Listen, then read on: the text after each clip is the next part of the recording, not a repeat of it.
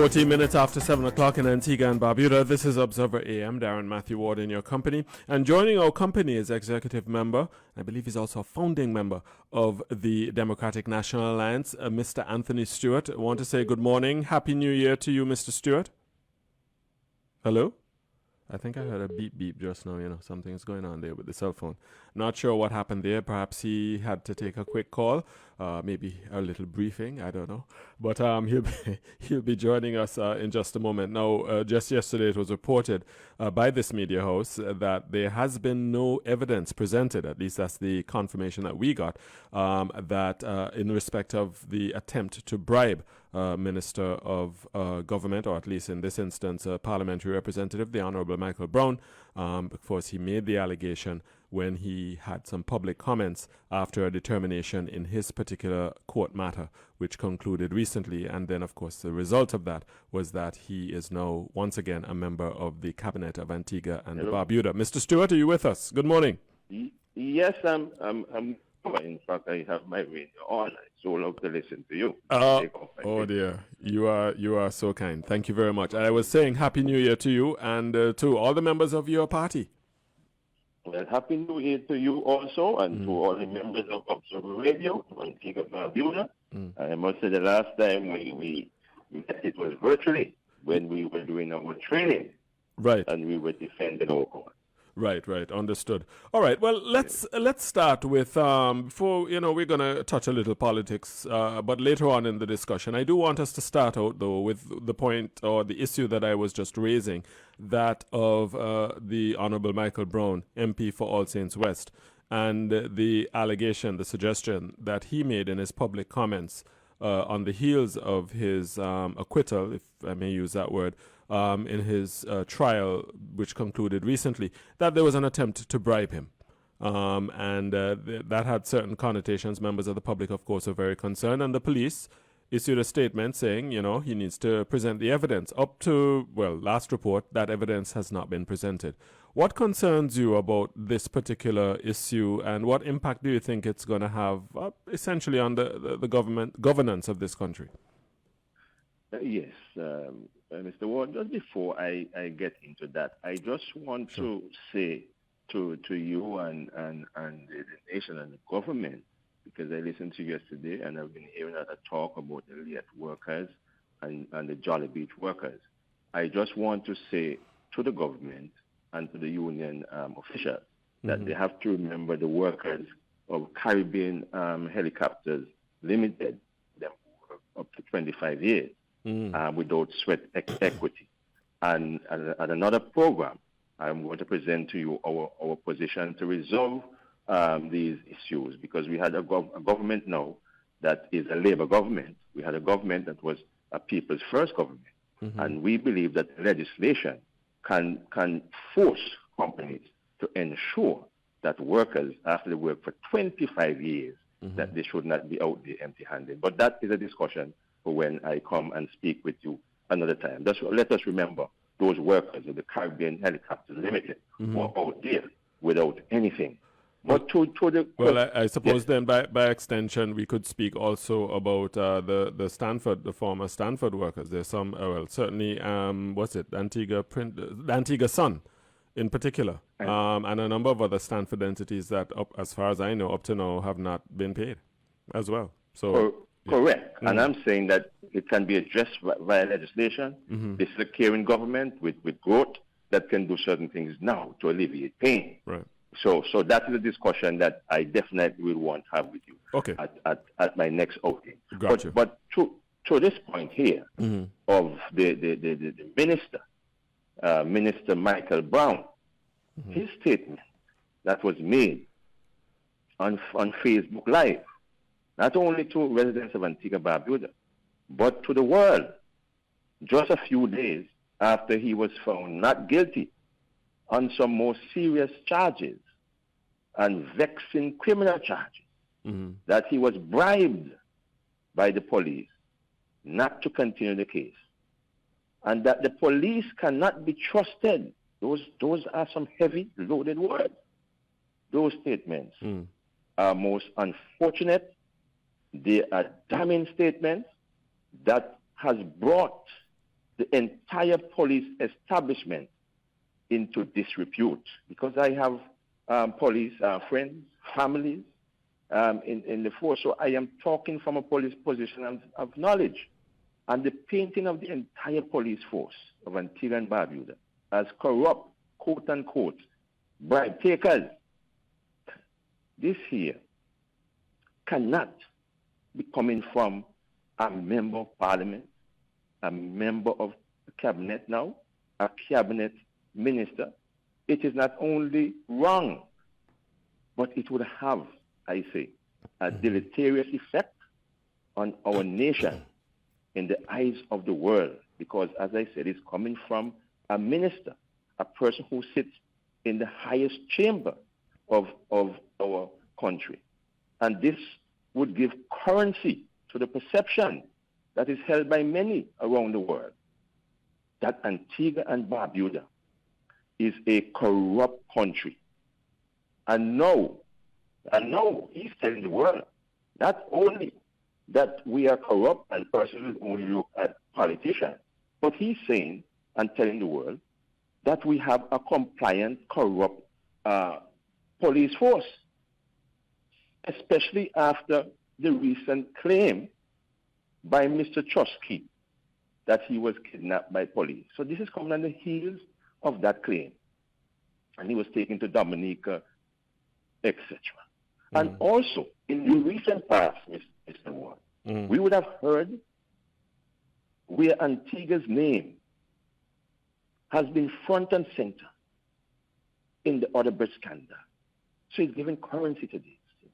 The guns to Colombia scandal, the medical benefit fiasco, the IHI scandal. So if we have all these here, these scandals, around our necks, and the minister now is coming to the world and telling the world that we have a corrupt police force and we cannot trust them, what is he saying about our nation? Well, so the thousands of very good police officers, Mr. Ward, were given dedicated and clean service to Antigua and Barbuda, like my sister, Melanie Josephine Stuart, who has just celebrated 30 years of service to Antigua and Barbuda. I am saying to Mr. Ward, to the MP, that these individuals are not corrupt and are not bribe takers. So I'm calling on MP Michael Brown this morning to immediately name that police officer who tried to bribe him. Well, I think the term is actually, it's actually blackmail. It was an allegation. Okay, blackmail. My apologies. Yes. Blackmail. Right. Blackmail. Who tried to blackmail him? He must name that police officer. If he cannot, he must come to this nation and apologize to the nation and let us know that he misspoke. Because after this unfortunate statement, Michael Brown was appointed minister to what I deem a paper ministry. And the Honorable Gaston Brown, Prime Minister, is a person who claims to be a champion of good governance. And this sequence of events cannot be seen as good governance. So if the Honorable MP is not coming to the nation to explain himself or to name that individual, that one bad egg that may be there, then the Honorable Gaston Brown, the champion of good governance, has no alternative but to immediately dismiss Michael Brown again for putting Antigua and Barbuda in such a state of disrepute and putting all those hard-working police officers in that position. Right. Before we move off of that, you suggested that the Prime Minister assigned him to a paper ministry. What do you mean by that? Could you elaborate? Oh, well, it's basically a ministry a ministry of nothingness, because it's a ministry just where you pull one little thing. It was culture. You pull culture from a place No, it's not even culture. Carnival. He's the minister of carnival, and we're in COVID. We're not having any carnival. And some other thing he added to that. No real substance. Maybe just to give him back a ministry, to be a minister fighting the election. He was the minister of education.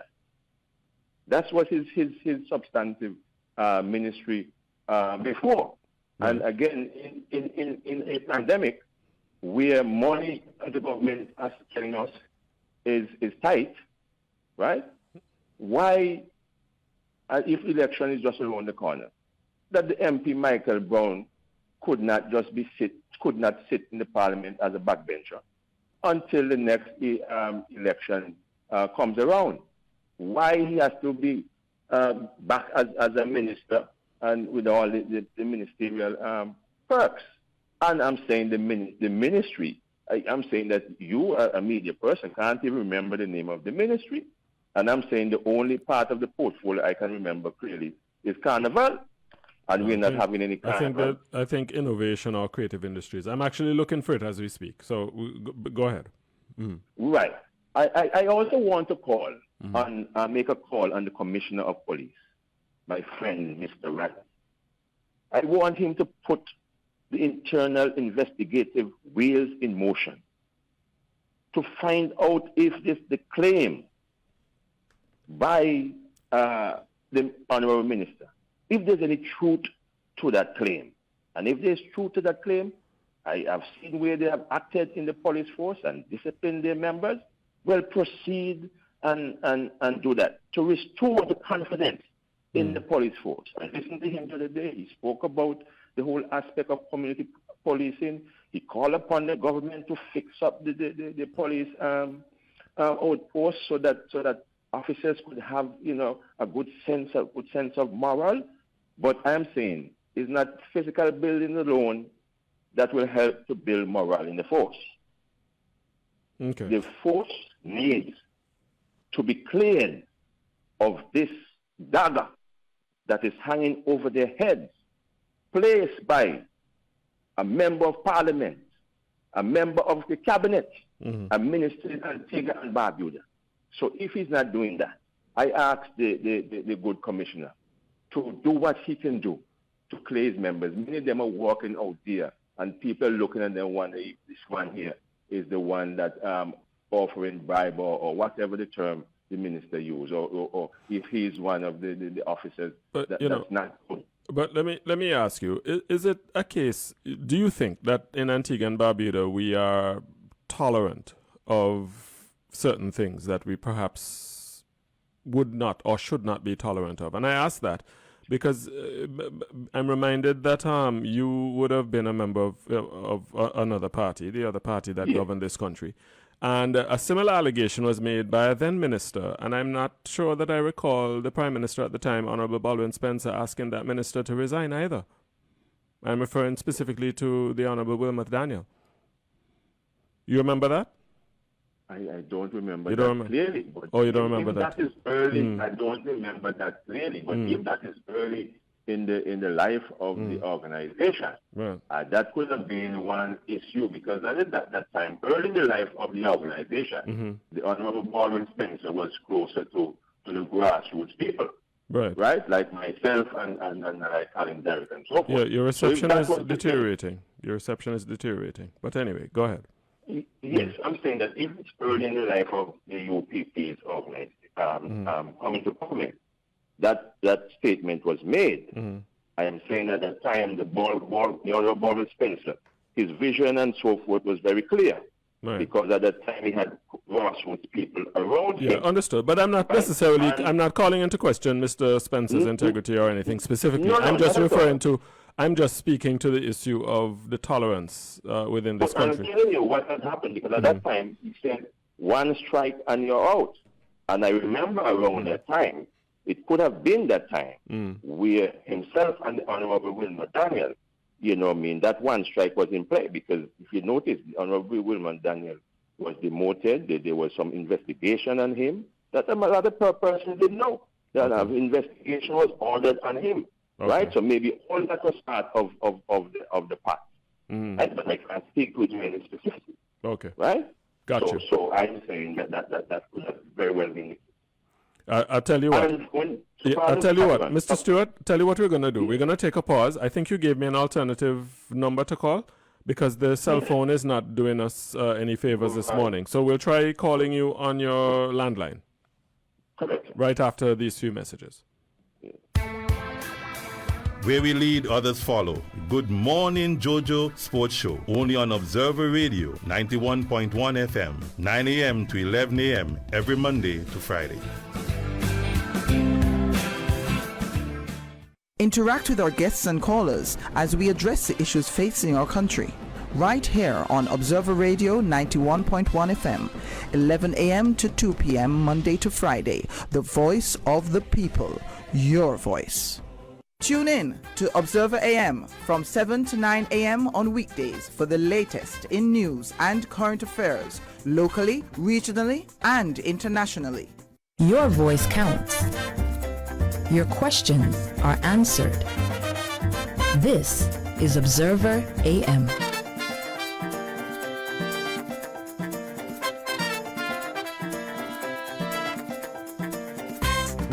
It is now 7:31 in Antigua and Barbuda. This is Observer AM, and do believe we have Mr. Stuart back on the line, and hopefully a clearer line. Mr. Stuart, are you with us?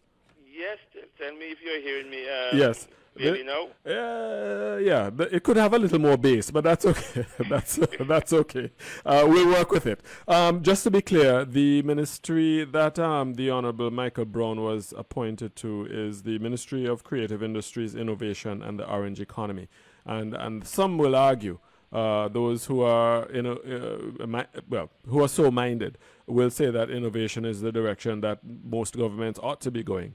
And so that might not be entirely a bad thing. I'm just saying that some of the feedback that we're getting to our conversation this morning. I'll just throw that one in there for the purpose of this. Okay, well, innovation and the orange economy. Well, you know the DNA has really put the orange economy out there and the platform. So if it is added to the orange economy, what I take it back is not so much of a paper ministry, because the orange economy is very, very important for our young people who have creative skills, who are thinking outside of the box.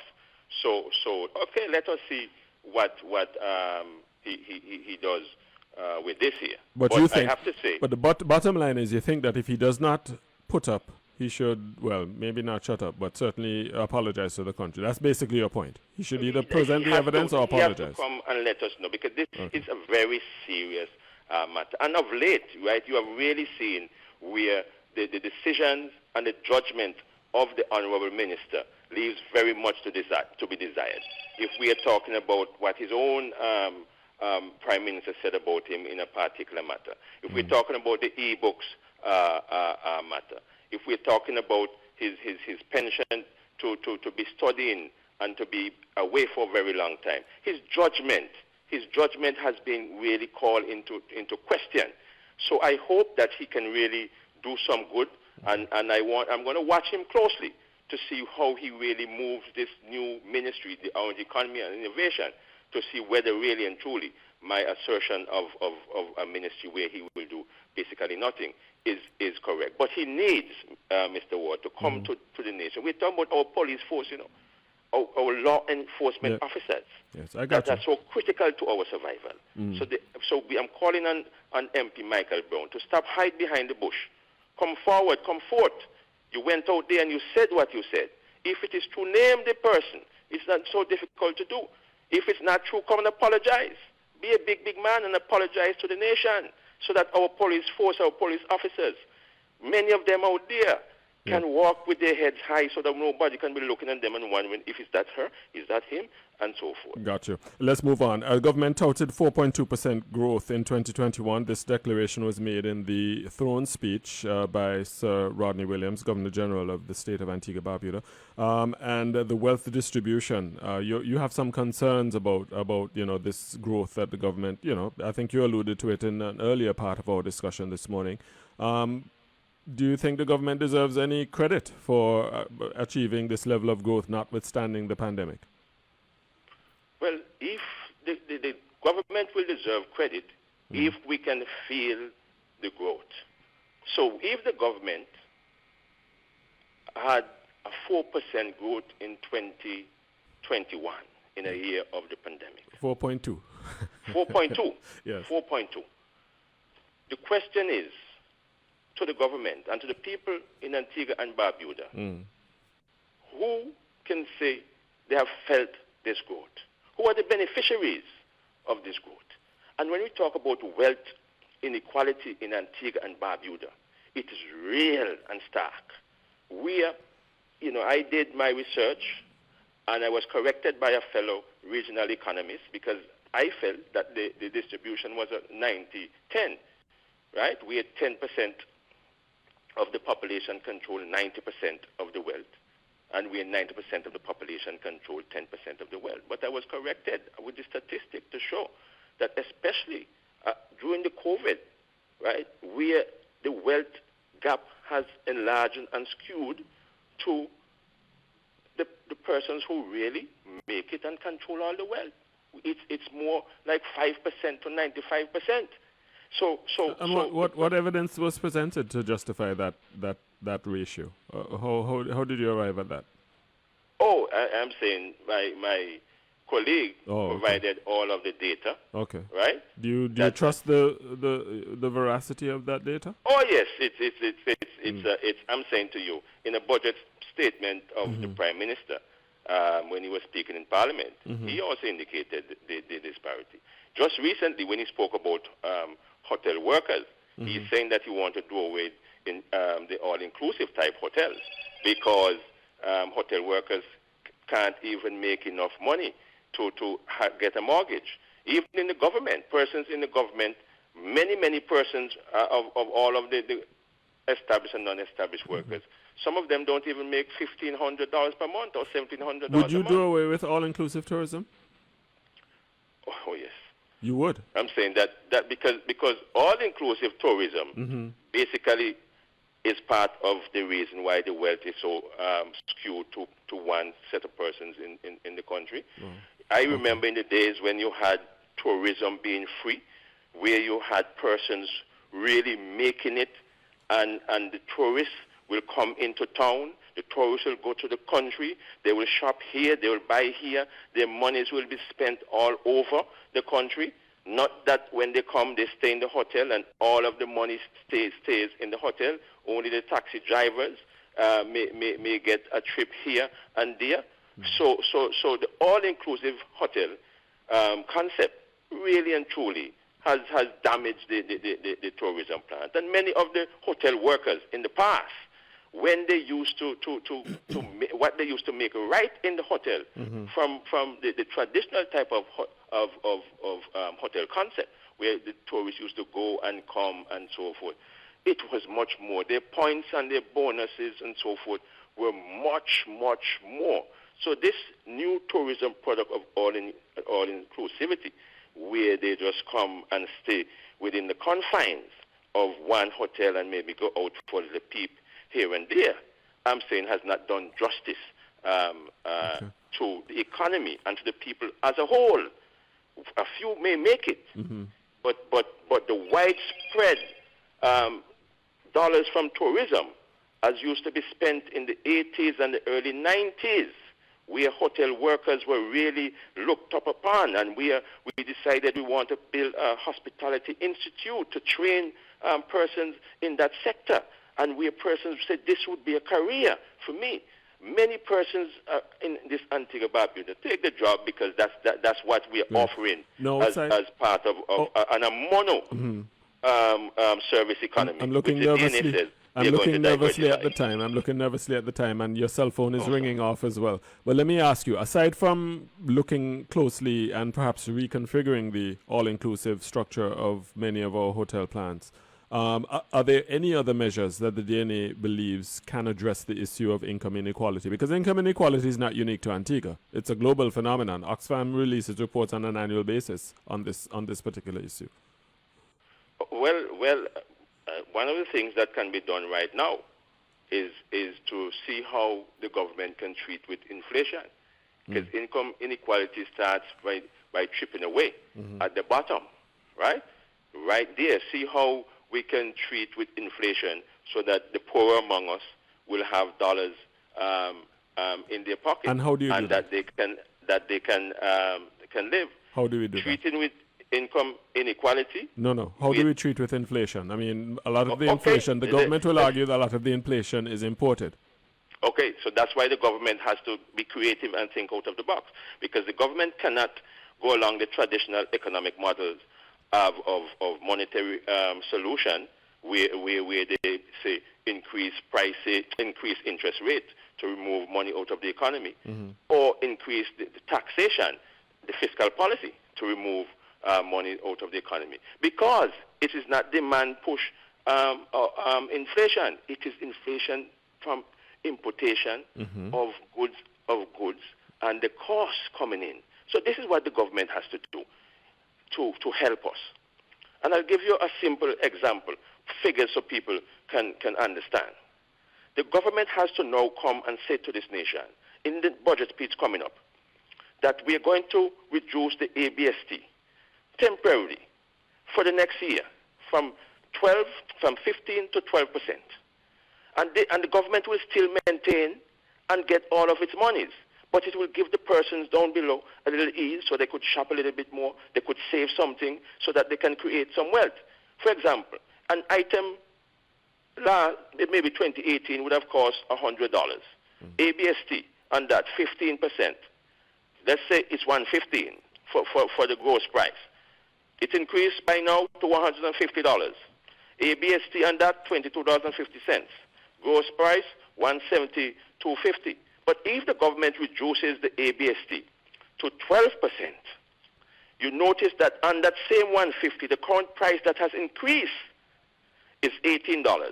The government still getting an adequate amount of ABST because the government is the major beneficiary of an economy with increased prices. Government does nothing but the price increase and there's more taxes because as the value or the price of the item goes up, the ABST, the 15% will be more taxes for the government. So the government could right away help all, especially in the lower and the middle class, by reducing the ABST, not a weekend reduction, but a concentrated reduction for the next year.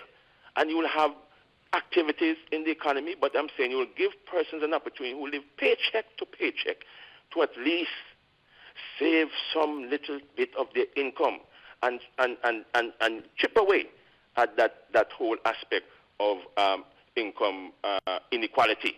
So that is one aspect. And, we'll have to do a whole program on income inequality and how we can deal with that. But because inflation is so rampant right now in this country, I am looking and waiting with bated breath on the budget statement to see what relief will be coming to the people of Antigua and Barbuda. And then when I see what is there, it will tell me whether it's just an election thing or the government is serious about really and truly helping the people in this country so far as the economics of the country is concerned. All right. I'll tell you what, Mr. Stuart, I don't think I wanted to follow up on that, but we have to go to the news. Can we call you just after 8 o'clock, after the news?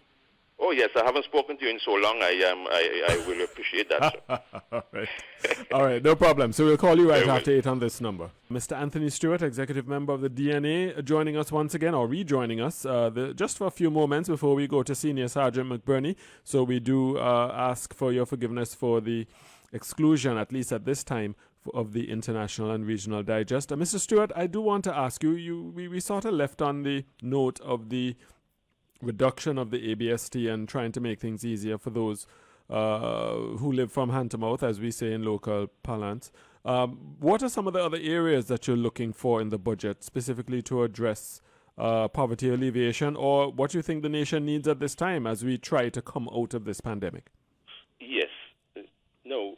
If I answer that question by just going back to the whole aspect of this growth, this 4.2% growth, I was trying to find out, or in that speech or some way, to see where there's some verification by a Caribbean or international agency of that 4% growth. It was also said that the 4.2% growth was mainly due to construction. And the question has to be asked, who really was pushing or doing the construction? It would have been the Chinese and the port, the Chinese up at Ida, and the Chinese. Because also, you can also see, I've heard Mr. Matthias on your program many times with Social Security. Right. That growth has not translated into Social Security receiving their contributions. The government had to pump money into Social Security. So and what we're looking forward to, I say, and the DNA, we say that we're looking forward to the government to really embrace small business and as a measure of alleviating the income gap or the wealth gap. Okay. And when we say embracing small business, we're not saying to do what they did to that small businessman in Parham, because that person is part of national development. So we are saying to the government, and we're going to give them a policy now. This is a DNA policy that, that they can take. The government can immediately and strategically start to construct food parks in strategic areas around Antigua and Barbuda to cater to the local community and also to cater to the visitors. And these food parks will have their vendors. They will be complete with parking areas and restroom facilities. It will be standardized. So they no longer will have to go and bulldoze the person in power. So the government will be basically incentivizing local direct investment. Because we hear about the foreign direct investment and everything will go there, the government must know, instead of using this high-hand approach to local business, really give them a helping hand.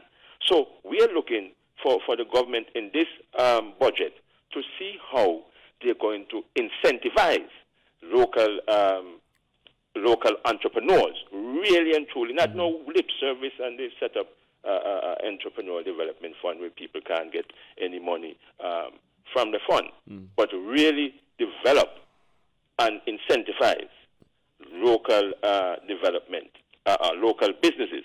So this is something they can hold on to and go in and to the different areas. We notice that there's a big construction going on in the St. Paul's area by a member of parliament. I am saying that type of construction, I am saying, should be done by the government within a better location and with persons now, the community people being able, the local business persons being able to ply their trade. So you wouldn't have people helter-skelter all over the place. We will have a country that is set up in a more pristine and orderly way. You will have tourists, and the taxi men could take them to these special places, because you may have one person, like the One Stone Ital Shack in Falmouth being set up such a place. People visit there and so forth. So that is something that they can do to in the budget statement coming up, to really and truly tell the nation that what happened to that young businessman in Parham would not be happening again. And I don't want to hear nobody saying, no minister saying, okay, we said to the guy we're going to give him a little thing to help him out and so. We don't want to hear that, man. We want to hear that systems and processes are set up so that the young businessman can tie his bootstrap and stand up straight. Not no handout from no minister. So when you go on the platform, you say you give the man this and you bulldoze him, but then you give him a little thing in his pocket. That kind of nonsense supposed to stop. Okay. No, the response to your point about the reduction of ABST, I did note, and I do note, that there are a number of items where a lot of individuals who are, for want of a better way of putting it, who are living hand to mouth, to use your expression, they do benefit from a number of ABST-free items. So there's an issue of the port charges that may be carrying up the cost of those items. So a reduction in ABST might very well benefit the very rich and the very upper crust that you're trying to at least provide a little more balance in the economy for, if you understand what I'm saying. There are a number of items that are ABST-free. And I know people who go specifically when they go shopping, they pick out the items that they know then there's no ABST of. There's no yes, ABST and most of those items are the items that cause people to get diabetes, hypertension, and so forth, right? But I am saying, if that's the case, where it has to go to the revenue recovery charge or the duties at the port, wherever the government has to make that adjustment to make life a little easier for individuals. Okay. The government can do it because, as I said earlier, it is the government that benefits from increased prices. So we're really looking for the government to have that type of care that they say that they have for the people. So if it is that they have to adjust and I'm calling it temporary adjustment. If they have to adjust the revenue recovery charge, they have to adjust the custom duties, they have to adjust ABST, right, so that the prices can come down, and when the supply chain smooth out, where we have goods coming into our country smoother and the price is better, then the ABST can go back up, because if it's $18 on the product, by the time the prices imported prices come back down and the ABST slides back up, or whatever charge slides back up, the revenue to the government will remain the same. So the government really have to tackle these things. And another thing the government must look at in order to ensure that there is some wealth, taking out that big gap in the wealth in Antigua Barbuda, is right now, most businesses, pay their workers at least 10%. At least $10 per hour. So the government now should move towards minimum wage of at least $10. It's $8.50 now, so another $1.50 per hour for workers, especially those who are making less, can be done. So everybody will be in it together. So the businesses, right, that are recovering now and are coming back on stream, they can be a part of it. If it is that it can't move at one slope to 10, okay, we could maybe put on a 50 cents and move it to $9 per hour when we get better next year and things are really vibrant. But our aim is to move our minimum wage to $10 per hour. Because if it is, Mr. Ward, that the ministers of cabinet can sit in that room, and let me tell you, it's a room when you sit in there, you really feel powerful. I had the opportunity to sit in there a few times, Mr. Ward. So when you're in that cabinet room there, and you're at that height, you feel like those days, those old-time days, and you read in the Bible, and those kings and those emperors. So if they're sitting there, and they're discussing an increase for themselves, Mr. Ward, I am saying that they should put those persons that we mentioned, living paycheck to paycheck, give them the priority. That discussion about the minimum wage should have preceded any discussion about increase for parliamentarians. And we know parliamentarians in Antigua and Barbuda are not only parliamentarians, many of them are businessmen and businesswomen too. So they have multiple sources of income, multiple. So that discussion should have been geared towards the small man, the persons in the low income bracket. And so I call upon the Honorable Stedwell Cutie Benjamin to move in motion that minimum wage committee, set it up, and let's have a fruitful discussion to see where the minimum wage can go, because the minimum wage has been at $8.50 for about 6 to 7 or 8 years now. So there again is another way we can look and see how we can give a helping hand to those people. Got you. Low end. We know the DNA has made several proposals over the last few weeks, over the last few months, certainly over the last few years. You have your 2040 plan? That's what you call it? Right. Now, in order to implement those plans or these plans, you need to get elected to government. Yes, sir. And this is where I'm coming to the little politics before I move on to traffic watch with Senior Sergeant McBurney. Of course, I can't come here without the politics. Well, yes, of course. You know me well. So Yes, sir. the question is, the elections are coming up sooner rather than later, or later rather. The point is, we're closer to the next elections than we were to the previous elections. And you just heard in the news that the United Progressive Party is going to be ramping up their campaign or launching their campaign, etc. The ALP is, the big red machine, as they call it. I'm sure will get its act together soon too, as well. The Democratic National Alliance. How would you characterize the readiness of the party? And by readiness, I mean a full slate of candidates, full program, ready to campaign to present a credible alternative to the people of this country, for the government of this country. Okay, well, we are ready. Our program and policies are there on the DNA Facebook page, on our website. Persons can go and see them. So that part is sorted and has been sorted, I think, for some time. Well, at least to the extent that, you at least have a program. And we appreciate that. But you have to...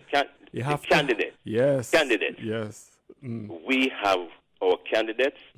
We are just polishing, fine-tuning for a launch of our candidates in the immediate future. Immediate future means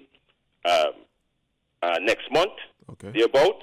Okay. We will be launching 16 candidates in and to contest the election in Antigua and Barbuda. We will not contest in Barbuda, sorry. Okay. We will not contest in Barbuda. We will contest on the mainland. 16 candidates in all of the constituencies of Antigua. Okay. But Barbuda, we will not go there. So we'll have our candidates. And we are going to have a mixture of experience, youth. We have persons with experience right across the spectrum: business, education experience, in finance, in economics, in community work. So when persons will look at our slate and for this upcoming election, I am going to tell you, persons are going to be surprised at the result after the polls are cast, because this election coming up in Antigua Barbuda will be like no other. Persons would have seen the Antigua Barbuda Labour Party at play. The electorate would have tasted the United Progressive Party, and we're going to put our candidates side by side. When you talk about leadership, just an example, leadership. You look at we have to go in a minute, though, but to wrap up quickly. We're in overtime. Okay, great. You look at the leaders. The Honorable Gaston Brown, Harold Lovell, John Messiah. And according to the person on Big Issue, say that the leaders in this country and political party are the driving force.